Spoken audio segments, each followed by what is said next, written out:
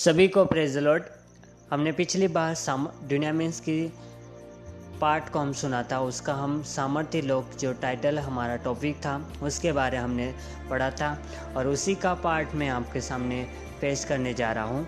तो चलिए देर न करते हुए हम इस किताब को सामर्थ्य लोग के जो दूसरा पार्ट है हम शुरुआत करते हैं। यीशु ने उनसे कहा, तुम सारे जगत में जाकर सारे सृष्टि के लोगों को सुसमाचार प्रचार करो। जो विश्वास करे और बपतिस्मा ले उसी का उद्धार हो, परंतु जो विश्वास न करेगा वो दोषी ठहराया जाएगा।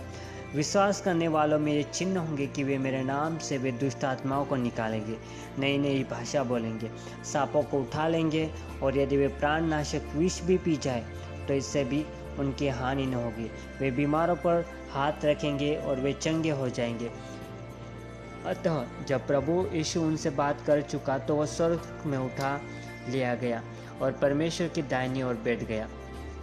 और उन्होंने जाकर सब जगह प्रचार किया और प्रभु उनके साथ साथ काम करता रहा और वचन को उन चिन्हों के द्वारा जो साथ साथ होते थे दृढ़ करता रहा। मरकुस 16:15 और 20। इन पदों में इस जगत के उद्धार के लिए परमेश्वर की उद्धार योजना पर दृष्टि डालिए।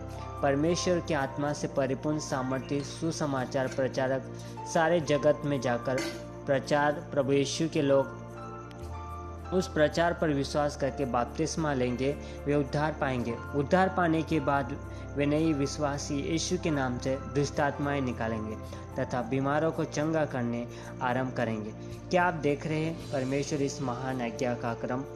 कल्पना कीजिए कि आप किसी देहाती क्षेत्र में पहली बार अपने पड़ोसियों के सुसमाचार सुनाते। उनमें से कुछ लोग क्रिस्त को ग्रहण कर लेते, फिर वे विश्वासी तुरंत जाकर दुष्ट आत्माएं निकालने लगते। जब वे बीमारों पर हाथ रखते तो सब बीमार चंगे हो जाते, यहाँ तक कि वे बीमार भी जिनको डॉक्टर ने जवाब दे दिया हो कि वे नहीं बचेंगे। अब उस प्रभाव की कल्पना कीजिए जो उन पर अद्भुत काम को पड़ेगा। जब कोई सुसमाचार प्रचारक अद्भुत काम व चिन्ह दिखाता है तो हो सकता है कि कुछ लोग अपनी आवाज़ें उठाकर यह कह उठे, देवतागण मनुष्य को रूप धारण करके हमारे बीच में उतर आए।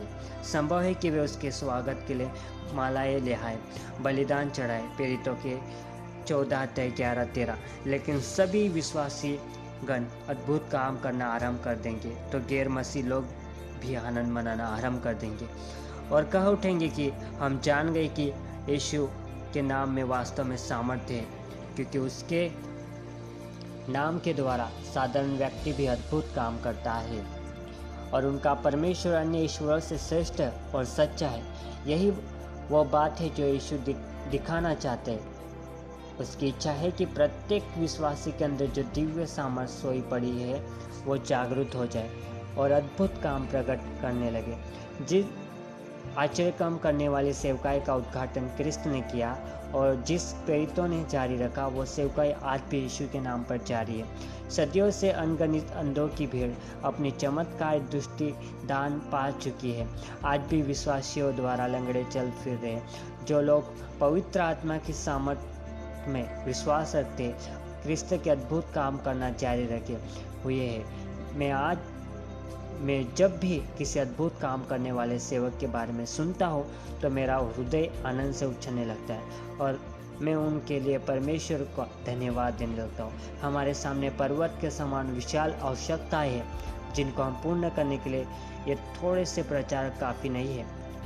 यह तो मानो जिनको पूर्ण करने के लिए थोड़े से प्रचार काफ़ी नहीं है, यह तो मानो सागर में एक बूंद है। लेकिन हमारा विश्वास है कि अंतिम युग की जागृति जो प्रत्येक विश्वासी के माध्यम होगी वो बड़ी सामर्थ्यपूर्ण होगी। सुसमाचार की पुस्तकें हमें उन कामों को जानकारी देती है जिन्हें यीशु ने किया और सिखाया। प्रेरितों के काम नामक पुस्तक हमें बताती है कि यीशु प्रेरितों ने क्या क्या किया और इस बात भी हमें झलक देते हैं कि अंतिम युग की कलीसिया हमारे दिनों में क्या करेगी। प्रभु की अद्भुत काम करने वाली सेवकाई प्रेरितों के द्वारा जारी रही और आज पवित्र आत्मा द्वारा की जा रही है और दृढ़ है। अब समय आ गया है कि प्रत्येक अभिषिक्त विश्वासी बीमारों को चंगा करे और भविष्यवाणी भी करे और यह समय हमारा है और हमारी बारी है कि जो काम यीशु प्रभु ने आरंभ किया उसे हम भी पूरा करें। आमीन। सभी को परमेश्वर बहुतायत से ब्लेस करे इस किताब के द्वारा। यदि आप मेरे चैनल में नए हैं, नासरी कांति के चैनल में, तो प्लीज़ आप हमारे चैनल को सब्सक्राइब कीजिए।